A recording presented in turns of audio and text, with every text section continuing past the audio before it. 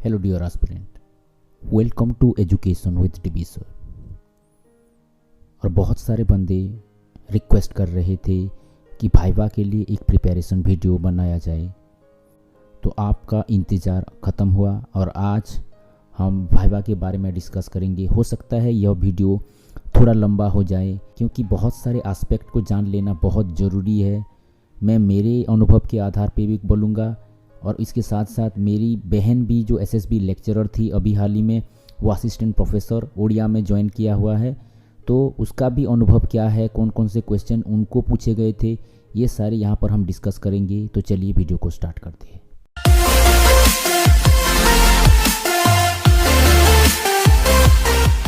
तो पहले हम इंटरव्यू के बारे में कुछ जानकारियाँ इकट्ठा करेंगे, उसके बाद ही हम क्या क्या होने वाला है ये सारे कुछ जानेंगे। ओके, तो जो इंटरव्यू होता है, इंटरव्यू का जो पैनल होता है, कौन कौन होते हैं उसको पहले जानना ज़रूरी है। तो पैनल में मेनली दो सब्जेक्ट एक्सपर्ट रहते हैं, दो सब्जेक्ट एक्सपर्ट रहते हैं और एक एसएसबी का कोई भी मेंबर होता है या फिर एसएसबी चेयरमैन होते हैं। ओके, तो ये तीनों आपके सामने बैठे हुए होंगे, इनके ही सामने आपको इंटरव्यू देना है। ओके, चाहे इंट्रोडक्शन हो जाए, चाहे डेमो हो जाए, चाहे आपका क्वेश्चंस आंसर हो जाए, ये सारे कुछ इन तीनों के ही सामने होंगे। ओके, फिर दूसरा है ये जो वाइवा होने वाला है, वो वाइवा का वर्किंग प्रिंसिपल क्या है, कैसे काम करता है। ओके, वर्किंग प्रिंसिपल क्या है, तो यहाँ पर जो इंटरव्यूअर है, ओके, जो इंटरव्यू ले रहे हैं, यहाँ का एक बेसिक प्रिंसिपल है। जो भी इंटरव्यू ले रहे हैं, जो सब्जेक्ट एक्सपर्ट है या फिर चेयरमैन है, जो भी आपका इंटरव्यू ले रहे हैं, यहाँ पर गौर करने वाली बात यह है कि जो भी इंटरव्यू यहाँ पर आपका ले रहे हैं, उनके पास आपका कोई भी डाटा नहीं होता। आपने कितने मार्क्स स्कोर किए हैं, आपका कैरियर मार्क्स क्या है क्या नहीं है, उनके पास कुछ भी इंफॉर्मेशन नहीं होता है। उनके हाथों में केवल और केवल एक सिंपल कागज़ रहता है जिसमें कैंडिडेट का नाम रहता है, यहाँ पर मार्किंग रहता है, यहाँ पर सीरियल नंबर होगा, यहाँ पर नेम होगा और यहाँ पर मार्किंग होगा। ओके, इसके अलावा उनके पास कोई इन्फॉर्मेशन आपके बारे में नहीं होता है, जो कि बहुत सारे मैं इंटरव्यू के वीडियो भी देखता हूँ, वहाँ पर मिसगाइड करते हैं कि नहीं, कोई कम मार्क आए, इंटरव्यू अच्छा हो जाए तो जॉब हो जाता है, ऐसे भी करके बहुत सारे बताते हैं, लेकिन ये एकदम गलत बात है। ओके, यह सबसे बड़ी गलत बात है। एसएसबी का जो वाइवा होता है, एसएसबी का जो रिक्रूटमेंट होता है, उसका एक बहुत ही सिस्टमेटिक प्रोसेस से होता है। यहाँ पर रिटिन हो रहा है, फिर यहाँ पर कैरियर मार्क मिक्स हो रहा है, ये दोनों को मिला के आपको वाइवा के लिए बुलाया जा रहा है, फिर वाइवा का मार्किंग हो रहा है। ये तीनों का मार्किंग को मिला करके ही आपको फाइनल मेरिट लिस्ट तैयार होगा। ओके, तो ये दोनों में कितना मार्क्स आपने सिक्योर किया है, उनके पास कुछ भी इंफॉर्मेशन नहीं होता है। ओके, तो इसीलिए आप मान के चलिए कि जो पैनल होगा आपका केवल इंटरव्यू लेने के लिए वो बैठा हुआ है, नहीं तो बाइसनेस आने की भी चांसेस है। अगर पता हो कि रिटिन में आपका कितना है, कैरियर में कितना है, अगर मान के चले कि कोई 60 वाला मार्क्स है, तो उनके माइंड में तो पहले आ जाएगा इनका तो बहुत कम मार्क है, इनको सिलेक्ट करके क्या करूं, ऐसे भी बाइसनेस आने की चांसेस बहुत ज़्यादा है। इसीलिए उनको मार्क्स बताया नहीं जाता।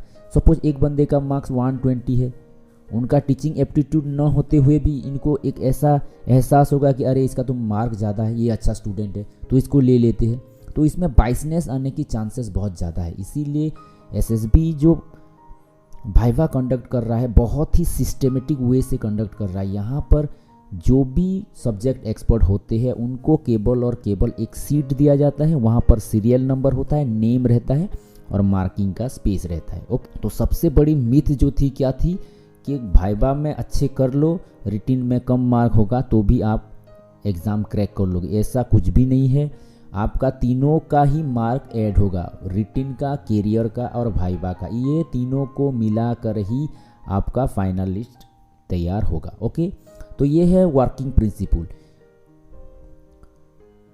तो जो पैनल होंगे वो पैनल क्या करेंगे, आपको वाइवा का मार्किंग देंगे। ओके, कुछ भी मार्किंग दे सकते हैं, 5 दे सकते हैं, 10 दे सकते हैं, 20 भी दे सकते हैं, 25 में से 25 भी दे सकते हैं। आपका परफॉर्मेंस कैसा है, आपका टीचिंग एप्टीट्यूड कैसा है, तो आपके परफॉर्मेंस के ऊपर डिपेंड करता है कि आपको कितना मार्क मिलेगा। ये हो गया दूसरा। तीसरा हो गया फिलॉसफी ऑफ इंटरव्यू।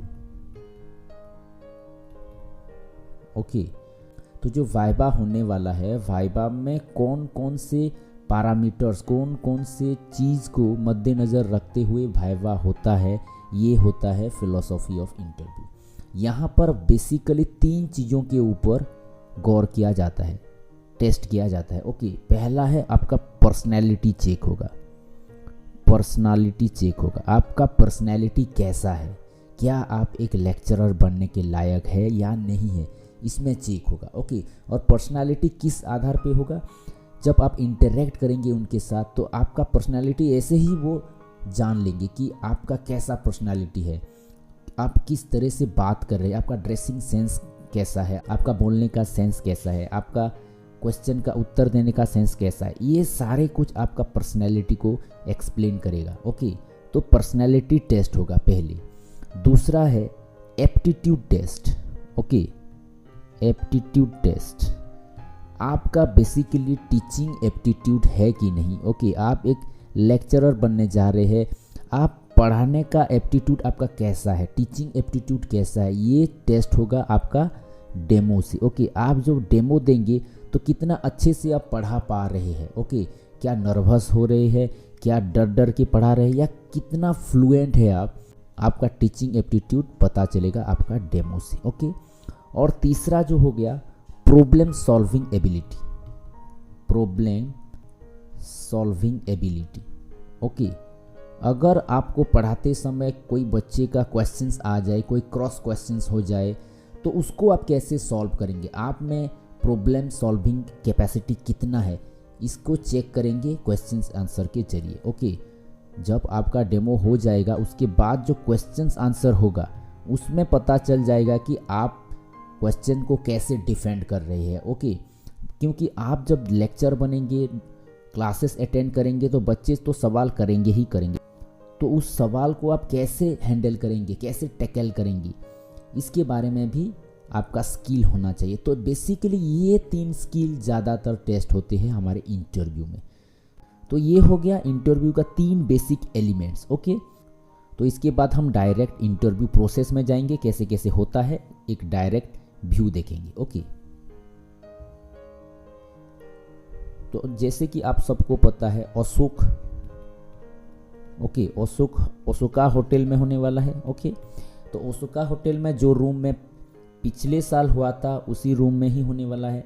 ओके, तो यहाँ पर रूम ज़्यादा बड़ा नहीं होता है, वहाँ पर जो पैनल बैठे हुए होते हैं, डोर ओपन हुआ होता है, तो आपको नॉक करके पहले एंटर करना है। ओके, डोर को नॉक करके मे आई कम इन सर बोलना है विथ पोलाइटनेस। ओके, तो आपको एंटर करना है। एंटर करने के बाद वो बैठने के लिए बोलते हैं टेक योर सीट, तो आपको बैठना है, थैंक यू सर बोलना है। ओके, ये तो बेसिक मैनर्स है, सभी में होना चाहिए ये मैनर्स। ओके, तो जब आप बैठेंगे तो आपको वो क्वेश्चंस करते हैं, tell us something about yourself. Okay, तो आपके बारे में पूछते हैं, तो आपको अपने इंट्रोडक्शन देना है। ओके, तो पहला हो गया इंट्रोडक्शन।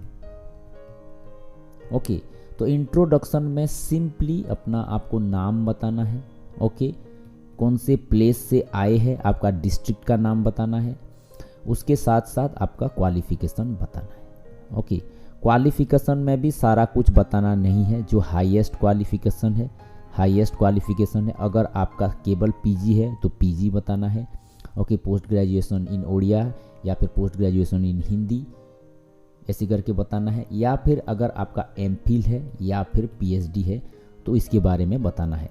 अगर आपका नेट है तो नेट भी बताना है, या फिर जेआरएफ है तो जेआरएफ भी बताना है। ओके, तो इतना सा ही बताना है, सारा कुछ बताना नहीं है। मैट्रिक का, +2 का, ग्रेजुएशन का, ये सारे का बताना नहीं है, आपका हाईएस्ट क्वालिफिकेशन ही बताना है। हाँ, लेकिन अगर मान के चलिए कि आपने अगर ग्रेजुएशन में गोल्ड मेडलिस्ट या फिर silver medallist, okay, bronze medallist, ऐसे कुछ अचीवमेंट है, तो उस अचीवमेंट को आप बता सकते हैं कि ड्यूरिंग मेरे ग्रेजुएशन में मैंने स्टेट में टॉप किया था या फिर मुझे गोल्ड मेडल मिला था, इसको आप हाईलाइट करके बता सकते हैं, क्योंकि ये आपका अचीवमेंट है। ओके, ये बताने से आपके इम्प्रेशन ज़्यादा आएंगे। ओके, तो ये हो गया क्वालिफिकेशन के बारे में। ओके, तो मेरा जो एग्जामिनेशन हुआ था वाइवा में, मुझे पहले मैंने एंटर किया था और एंटर करने के बाद बैठने के लिए बोले थे। बैठने के बाद कुछ इंट्रोडक्टरी क्वेश्चंस पूछे थे, जैसे कि नाम क्या है, कहाँ से आए हैं,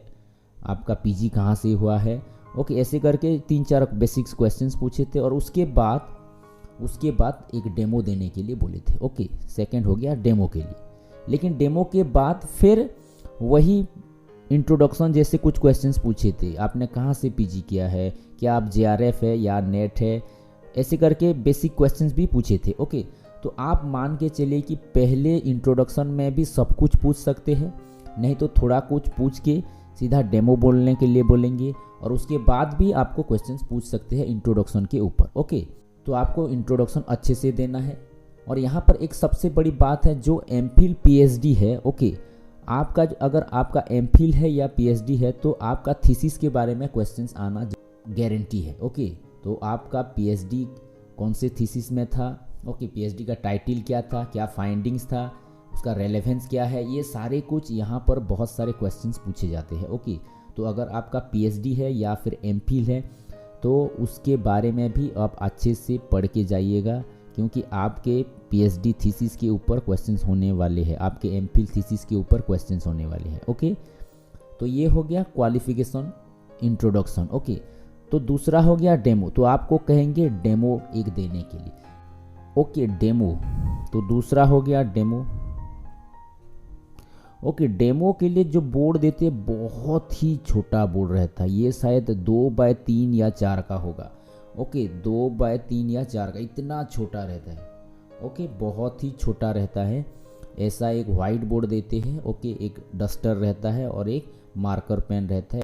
ओके, उसी के आधार पे आपको पढ़ाना पड़ेगा। ओके, तो डेमो कैसे प्रिपेयर करिए, पहले तो इंट्रोडक्शन हो गया। इंट्रोडक्शन तो बहुत ही सिंपल है, आराम से हम इंट्रोडक्शन दे सकते हैं।